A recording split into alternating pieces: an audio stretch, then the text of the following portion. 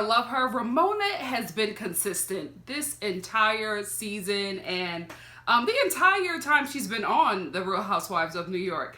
So, I mean, there are times when I just cannot stand her, but I realize I can't stand the Ramona-isms or just sometimes the way Ramona is. But guys, she makes this show.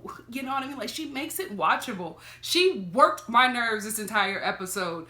But when I finished watching it, I was just like, it's good TV. Let's talk about it. So the Countess is fresh out of the pen inquiring about Tom. If I was her, I would have told that person who brought her that Ramona tea to take it right back from where they got it, that I don't care. I don't want to be bothered with all of that mess, because at this point, you know who Tom is and you know who Ramona is. So who cares what Ramona and her terrible extensions are doing on Tom's boat? You are 2 seconds away from being a well-cultured felon. So I need for you to focus on your sobriety and making sure that you don't have to do no hard time, because the Countess, I love you. You a big girl, but you can't take prison, ma. Fall back, mind your business, and focus on you. You know what? I don't even know why I thought the Countess would be embarrassed to talk about her, jail stint and assaulting a police officer. You would think that somebody who wants to live this upper crust echelon life and tells people she's this Countess, she's this lady, you would think that she would want to put that behind her and not talk about it.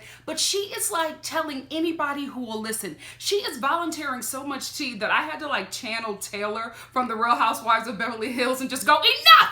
Like, it's too much. Every scene she's in, she's telling them about how hard it was for her in prison, the bologna sandwiches, and just man, or jail. I'm just like, if that ever happened to me, which it won't. Listen, I know my limits. I know what I can handle and I know what I cannot handle. Jail, prison, what? It ain't for me, okay? I walk a fine line. But if something like that would ever happen, I would not be telling everybody about it. I would be way too embarrassed, hoping to God that people forget about it. So I would just shut up. But Luann is bringing it up to everybody. It's like a badge of honor for her at this point. I don't know if she feels tough or I don't know what it is, but she's so proud of, not proud of her behavior, but just, you know what? It's not proud. She's just happy to have this kind of attention, whether it's good or bad. She is just reveling in this, oh my goodness, I was in jail. I had to get myself together. Oh, let me tell you about the sandwiches that I ate. Let me tell you about a rehab. Let me tell you about... It's like anybody who will listen, she's letting them know. And I'm just like, wow, you are your own personal page 6. There is literally a coupon cabin commercial after every commercial break for The Real Housewives of New York. Scott, at this point, you not only owe Tinsley a wedding without a prenup, you also owe her a baby, maybe twins, because she is making you richer and richer off the backs of her show. Bro, if you don't do right by this woman, whoo, karma gonna come back and snatch the rest of that wig. Because is it a toupee or do you see it? I'm gonna leave it. And leave it to Tinsley to make Luann's arrest about herself. I mean, did you even check on Luann first before you started comparing felonies? It's not like a clearance contest, ladies. Just check on the woman and see how she's doing before making it all about you. Tinsley's only concern is the fact that when people Google Luann, her mugshot comes up. Really? That's the first thing on your mind when you hear about a friend who's been arrested? With friends like these, at this point, I'm starting to think that Ramona is still really pissed about not getting a wedding invite. Because if you are Luann's friend, why are you pressing her ex to get on a boat that your friend Lori wants to get on? And why do you keep on bringing Lori around? It just seems really shisty what Ramona is doing. And at this point, I feel like it goes beyond the show. And she's just cutting really low and beneath the belt because she knows that Luann has spiraled out of control. And it's mainly due to her divorce from Tom. You know what I mean? She couldn't hold up under the just pure shame and embarrassment of everybody telling her that this man is cheating on her. This man cheating on her on national TV, and then just having to come to grips with everything's not okay. And then for you to just continue to twist the knife already in her back concerning this situation.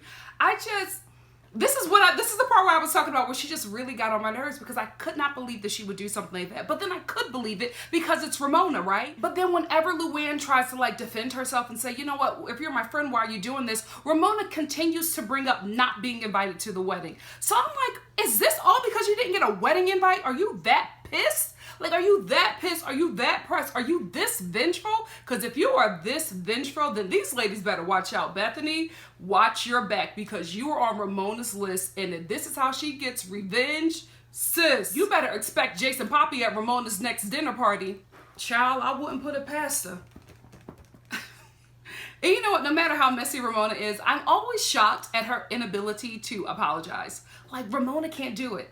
Go back and watch all the seasons. Ramona cannot apologize. And if she does like utter an I'm sorry or any kind of apology, she throws herself in there as the victim some way and like turns it on the person. And so even the person who was offended by Ramona, who probably did nothing, they end up apologizing as well. Like, she's so manipulative.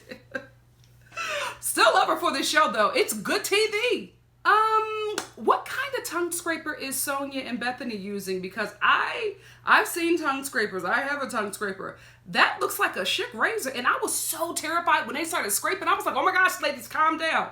So is that really a tongue scraper, or are they just using a Schick razor without the blade? Let me know in the comment section below if you've seen something like that, because that was foreign to me. Maybe that's the way that the 1% like scrapes their tongue. I don't know. To me, it looked like one of those Schick throwaway travel razors. Let me know if you've seen one like that before, or post it in the comment section below if you can like send me to it, a link or whatever, because I want to know if there's something like that out there, because I was really concerned. I'm serious. I thought that Bethany was going to cut off her tongue. Oh my gosh. And now Dorinda is trying to take Ramona's place for me on this show. Like, annoying.com. You are not the husband police, Dorinda. People can do whatever they want with their exes or their current husbands, and you cannot police them on how they handle their relationships after the relationships falls apart or after the partner passes away or divorce. Like, who are you? Dorinda is policing and producing everybody's relationship with their significant other or their ex on the show. And it's so bothersome. She always has an opinion, specifically about Sonja and how she deals with her ex. And it's leading me to think that, are you jealous? Like, is there a problem? Like, so what? She's using the family crest of her ex and she still considers it her own. She even said it, that they still consider her family. So she can use the family crest to sell some fake knockoff Louis Vuittons if she wants to. Like, who are you? Like, she bothered me so much with this scene. And I'm so glad that Bethany stood up for Sonja. Although I think that Bethany just has an issue with Dorinda because of her sour relationship with Carol, and she feels like Dorinda and Tinsley are because of that. So she's always looking for a way to, get at Dorinda and Tinsley. So she kind of used, Sonja's knockoff Louboutin. Because when I looked at them, I was like, Sonja, this looked like a copycat. Don't get sued again. But anyway, I just feel like Bethany used that moment to just get out all the anger that she has with Dorinda. And she used it as a way of defending Sonja, but she really wasn't. Either way, I think Sonja will take the protection, and she handled it really, really well. And I think it's just because Sonja is sober now, and she knows how to handle these situations sober. And I'm very proud of her, because if you notice, earlier in the season, she was struggling with how to deal with situations without self-medicating. But now she's getting a lot better. She's letting things roll off her shoulders. Even Dorinda's nasty, aggressiveness. Like, she has a really bad, nasty, aggressive attitude towards Sonja specifically. And I think it's because Sonja is seen as the pushover. So she's in a way kind of bullying her. And it bothers me because on this show, Dorinda is my favorite, and I hate to see her in a situation that's so ugly. So I don't know, or her being so ugly to her castmates. So I don't know if she does need therapy, if she is struggling with the loss of her husband and Sonja just reminds her of something she doesn't have. I don't know what it is, but I hope she fixes it and comes back a lighter version of herself next season, because I don't like it.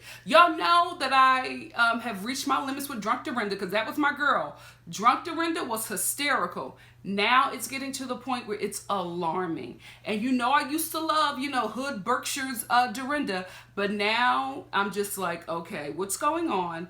Because this is unnecessary. It's coming out of nowhere, and it's making people who ride for you look at you sideways. Also, Also, I can't believe the lady who called the Countess a whore for 8 whole hours last season in the Berkshires now feels like Dorinda has crossed an unforgivable line.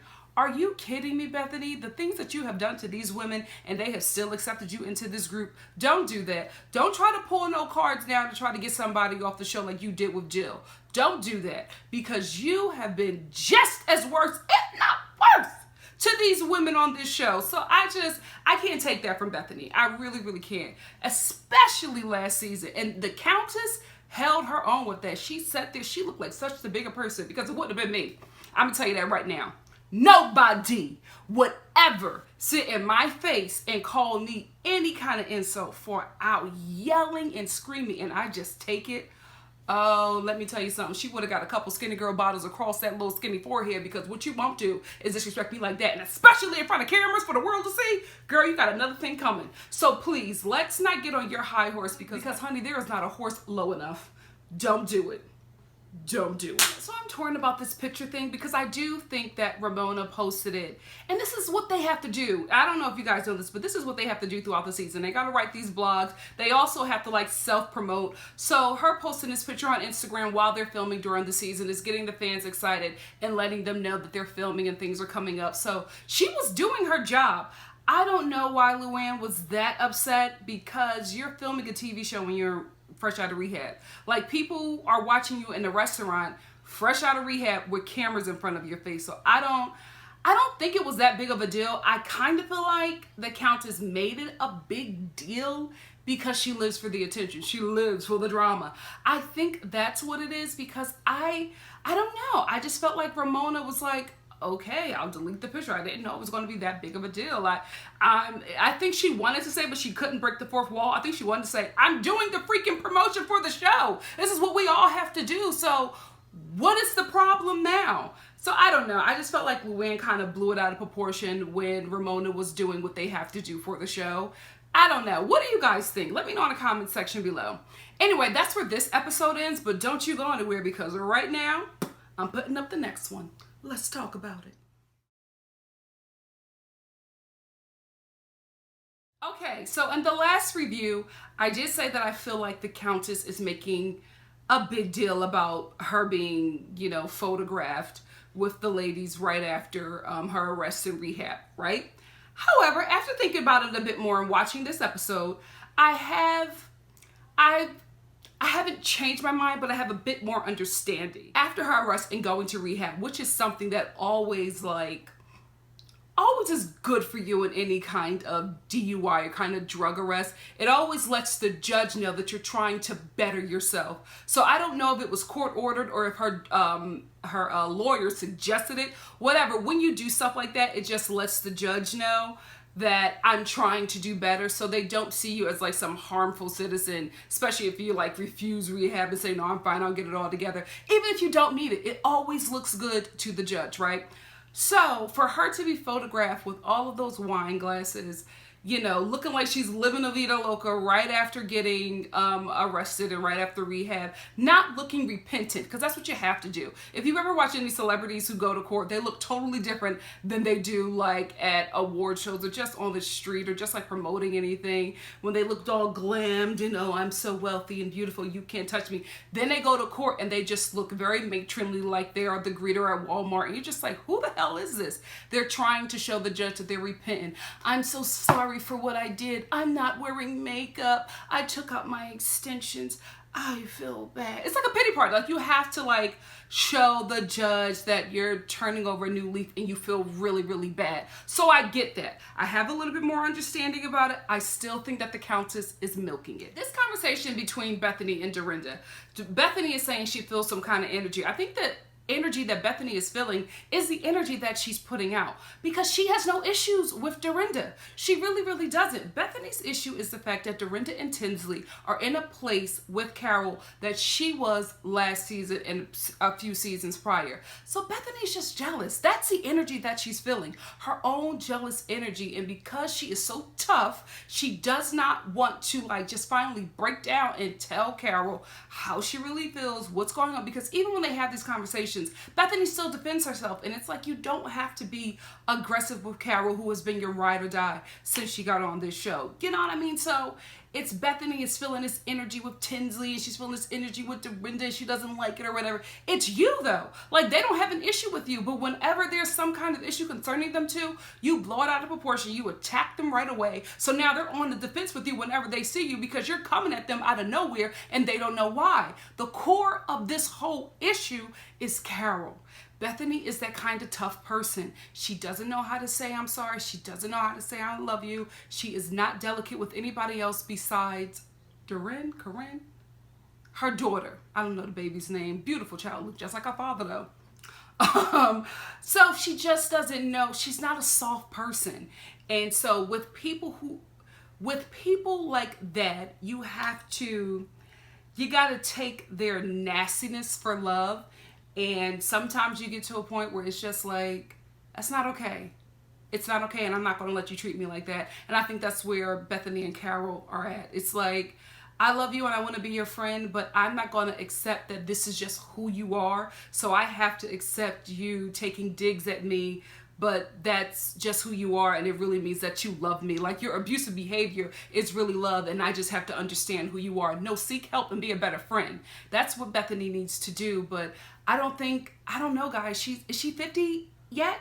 If she's pushing 50 or in her 50s, this is who she is. Like, she's not going to change. So I don't see Bethany and Carol's relationship repairing to where it was. I do see them making up, but I don't see them getting back to where they were, because if they can ever get to a friendship where they're equals and they love and respect each other, then Bethany is going to have to change, and I don't see her changing at all. So I was happy for Carol when she got with Adam in the beginning, because it was just like, how Caucasian Stella got her groove back. I loved it, right? Now I want her to move on from him, because when she first started dating him, I was just like, y'all wasn't watching my reviews then, but even back then, I was like, girl, just have fun. Do not get caught up. Like, you can love and have fun and just have a really good time with him. Don't fall for him. And Carol fell for Adam. And so because she has fallen for him, and because she knows that she's 30 years old, is she 20? I think she's like 20 or 30 years older than him. Because she knows that she's so much older than him, and she knows that he's not her forever and she's not his forever. She's very aware of that, but she has strong feelings for this dude. I don't think he has the same. I think for younger guys and older women, a lot of times it's like, and same thing for older men and younger women, like, with such a huge age gap where it's like visible that your partner is elderly, there's some kind of parenting thing going on there, some kind of mom or daddy complex happening in there. So I think for him, Carol is comfort. She's financial comfort, she's physical comfort, but she's not his loins. If you understand what I'm trying to say, like, he runs back to her when relationships with women his age or younger do not work out, and he runs back to his comfortable place, his safe place, the bosom of Carol. You know what I mean? That motherly way that she has with him, and how she nurtures him. She takes care of him whenever he's in a situation. She gets him out of it, whether it's financial or whether it's introducing him to somebody and helping his career. It's very mothering in a kind of way. And I think for her, she's getting fulfilled by this young guy who just makes her feel like, oh my, you know what I mean? Like, he's an attractive guy in his 30s, and he wants this woman who is in her mid to late 50s, and it just makes her feel like, oh my goodness, like, he pursued me, I didn't pursue him. Look at me snagging this young guy, and anybody could have him. Like, he can have any woman that he wants, and he wants me. So it's like, I don't know, like what is it? A notch in her feather, a feather in her cap, something like that. So it feels very invigorating to just be like, I got this young thing on my arm. He wanted me. He came after me. So they're serving each other in different ways, but I just feel like her heart is too invested at this point, because whenever stuff doesn't work out for him, he runs back to her and she cushions him. And it's like, I don't feel like she's getting the proper service that she was getting in the beginning of this relationship. I think it's went on far too long and it's not serving her equally. And at this point, I would want her to get with somebody her age, somebody who can be her forever. I don't want her running around with these young guys because I don't think she's that kind of person. I don't think at this stage in her life she's that woman, because this relationship with Adam and how she's talking about him and how she's angry at him at times, then when he wants to come back, he can come back, and I'm just like, oh no, honey, you're not on the top anymore. Now the tables have turned, and now he is, leading you by the nose. You know what I mean? So I want her to end this, and I want her to move on with somebody, some wealthy baron, or some dude, maybe some New York self-made guy, especially in this political time, a huge kind of liberal who is not an elite, but somebody who worked up from the bottom to the top, somebody she can really just settle down with. You know what I mean? And I don't think she's the type of settle down girl like the rest of America. She's a New York settle down kind of girl. Women in New York settle down totally differently than women around the rest of the world. They don't necessarily settle down for what we think it is. They settle down in a way where they're jet setting to different places. They're doing dinners and they're at balls and galas, and that's their kind of settling down. Or they're at this show, or they're at that show, or then they're at the Jay-Z concert. That's settling down for middle-aged New York women. So I want her to settle down like that, because I don't know. I just don't feel like she's getting service the way she needs with Adam, and he's just leading her along now, and until he finds some, young white girl who can take care of him like Carol can. And I'm just like, she's not your mother, bro. And at this point, I feel like she's filling that void for him in New York City, and I don't like it. So I just want her to move on. I'm not saying that Bethany was right, but I am saying I can see what she was seeing. Is that saying she's right? No, I'll never admit it. Another coupon cabin commercial. Tinsley, I hope you're pregnant. So Bethany coming at Tinsley for trying on wedding dresses is twofold. One, she don't like Tinsley, I told you, because of the relationship that she has with Carol. Two, Bethany just doesn't like it when other women are winning in her space. You know what I mean? Like, Tinsley is engaged, she's in love, like, this is what she wants to do. Even Carol exposed her. She was just like, 2 weeks after you started dating the dude you were dating now, we were looking at wedding dresses. So what are you talking about? But Bethany don't want that part of her to be exposed. She doesn't want people to know that she wants that, especially since she put out, I'll never be married again, I don't want this, I don't need a man, and all this stuff. But now there's something that she secretly desires, right? So when she sees Tinsley having something that she wants, or she wants to get it first, she's bothered by that. And then it also gives her another reason to dig at her, because she already got a problem with her that she's occupying a space that she once occupied in Carol's life. It's like, lady, we can see right through all of your antics, Bethany. All of them. I just wish she would go back to just being that mogul, killing the game, worked up, started from the bottom, now you're here. You were getting into so much pettiness this season, and I don't know if it's because Carol was like a constant friend in your life during a very difficult time, and now you feel like you're losing somebody who was, a huge pillar of support at that time, and now you're spiraling. I don't know, but I'm just not liking Bethany this season. And it's unfortunate, because although I think she's very abrupt and abrasive, she's New York City. So I can expect and take that from her character on this show, because she's representing the working woman in New York City. But I just feel like the things that she's doing this season, it's not cute. It's really nasty, and it's unbecoming of her. And I would want more from her, because I've seen better. I really, really have, especially how she was dealing with Ramona last season, and especially how she dealt with Dorinda in Mexico. That's the Bethany I like. I don't like what I'm seeing amongst the ladies, especially when it's with two women that she has an issue with because of her relationship with Carol. It's just showing a very ugly side of her. I'm hoping she can turn it around. We will see. Also, what kind of bridal shop shares tea with like other cast members of shows that you're on as soon as you finish trying on a wedding dress? I didn't like that. I did not like that wedding dress shop called Bethany and, gave them information on Tinsley. Who's going to buy a wedding dress now from that messy bridal store? That was so, I don't know, that did not sit right with me. Because you mean to tell me as soon as I come to your store to try on a wedding dress, you're calling Page 6 and telling them what I tried on and who I'm about to marry? Like, I don't think don't think that that bridal store expected Bethany to drop the dime on them like that. I don't think she was trying to talk about them. I think that she was just saying where she got this information from. And she even whispered it, hoping that probably the audio wouldn't catch it. But oh, we caught it. And we heard the whole thing. And I'm just like, they really called Bethany and said that, hey, Tinsley was in there trying on a wedding dress. Wow. I wouldn't shop there. I don't care what kind of dress you got. You're not to be trusted. You are not to be trusted. Oh my gosh. Dorinda, why are you still mad?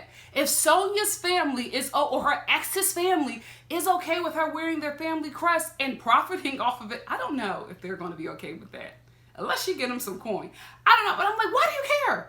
Why does Dorinda care? Is somebody from the Morgans telling Dorinda to do this? Is she getting a check for like coming after Sonja and making her double think, you know, they have a second thought about using their family crest? I don't know what it is, but Dorinda, you look crazy. You look crazy. You look really, really jealous. I don't like it, sis. You're better than this. What's going on? And this poor waitress having to sit there and wait for wise guy Dorinda to calm down so that she can like take away stuff from the table or get orders or whatever. That girl was not acting. She was just stunned.